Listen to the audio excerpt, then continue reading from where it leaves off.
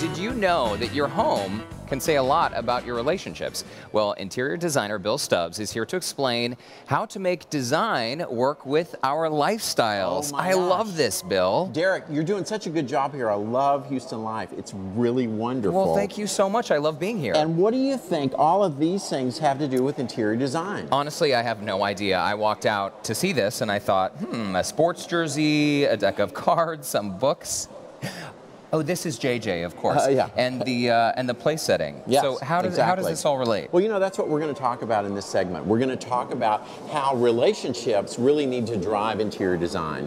And the way that started is I was doing a talk. I was speaking to the Institute of Architects in Cannes, France. Well, excuse me. Yes, I know. You should be very impressed. Very assignment. So I'm speaking to this group in the south of France, and a question was asked to me was, what is the purpose of architecture?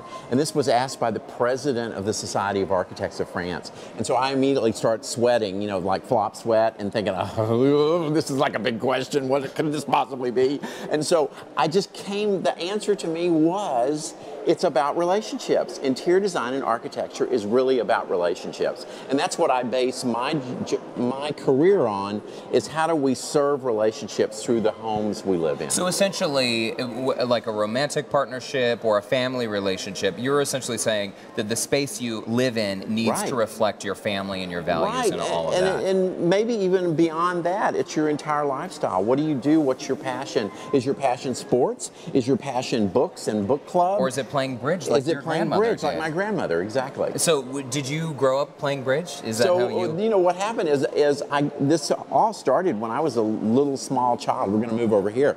So it started when I was a small child, and my grandmother, everything about her house was 2 tables of bridge. So she had these girlfriends that came over and played bridge. They were working women in the 50s, which was kind of unusual. I love that. That is so, back in the day, it was like grandma played bridge. Right, and so she played bridge, and so everything that I have that I inherited from her is 9 pieces. It's 2 tables of bridge and an extra. Wow. So her life was built around that. I had another grandmother that had the church group over for the ladies' circle.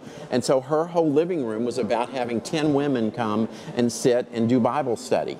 So that planted that seed. So do you love to cook? Is your thing about cooking, and are you waiting for people to come over? So we need to build a house around that. And essentially, Bill, your philosophy is that the home that we are building and all of the accessories and furnishings in it should really be just sort of an extension or a reflection? A reflection of the kind of relationships we want to have in our life. Okay, so why don't we start off first? Yes. Determining what kind of, essentially what kind of vibe you want to create in your life. Yes, well, it's important to know that where you're going to live. So in this particular picture that we're seeing here, this couple had this beautiful view, and this was the dining room, and they never had anybody over for dinner. They live in a kind of place where you always go out for dinner, and so they'd have another couple over, they'd have a glass of wine and watch the sunset.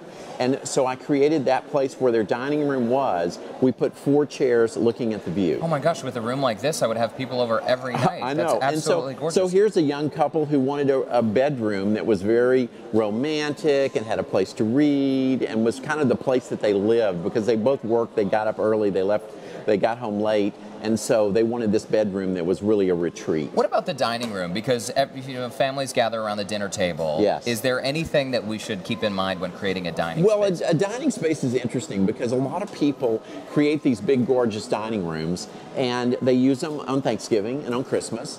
And so I think that you have to think about that. You know, maybe your dining room becomes your library when it's not Christmas and Thanksgiving. Or maybe you like to cook and have people around the bar in the kitchen in your island. See, I love that. The kitchen, I find that anytime I have people over, we always congregate in the kitchen. Yeah. Now, what about comfort? Considering the level of comfort in our homes, what are some of the things to comfort is huge with me. I don't care what we're doing, it's got to be comfortable. And you have to decide, are you interested in something that looks like a magazine? Are you interested in something that's deep and plushy? This is a man cave that I designed, and this guy likes to take naps, he likes to watch football games, and so we've got these big sofas where really three or four people in this room could take a nap simultaneously. I love that. Yeah. Okay, now a critical question for you, Mr. Bill Stubbs. Yes. durability of furnishings, Yes. because I have 4 nieces, 2 nephews, and everyone gets together, yes. and it is sort of like the fun house. Yeah. So how do you choose furnishings and create a living space with durability Well, in I think mind? that's one of the things that you have to think about when you're choosing the things in your house. Do you want it to be all about the look, and do you not have any children or pets in your life? Many times we do rooms where we create these throws that go over the sofa, but for the pets, and they want them to coordinate. They don't want the house to look like it's wrapped in plastic. You know, in 50s, there were you kind of divided up people by the people who left the plastic on their lampshades and left the plastic on their sofas versus the people who actually lived with it. And I think that people today really like to live with their furnishings. They don't want to cover it in plastic. They don't want to cover it with something. They want to actually live in it. I don't know, all my stuff is covered in plastic. Listen, quickly, Right, let's talk yes. about color, the psychology Yes. behind color. Right. I know that we've heard conventional wisdom says paint bedrooms a very neutral, restful Yes, color. that's right. Well, you know, color isn't important. You know, this is a woman's sort of woman cave, which is something we need to think about. And she loves color, so the walls are all turquoise, and her bookcase is this gorgeous lacquered red. And I mean, that is a really strong statement. And then here's her husband's office, and he likes things that are really soft and muted and more of a club kind of a feeling, sort of that Ralph Lauren men's club look. And he likes to be alone in his office. Her office is set up so 2 or 3 people could come in and sit and visit. Bill, I could look at these pictures all day and hear you talk all day. For more on Thank Bill you. and the design services he provides, you can check out his website, w-wstubbs.com.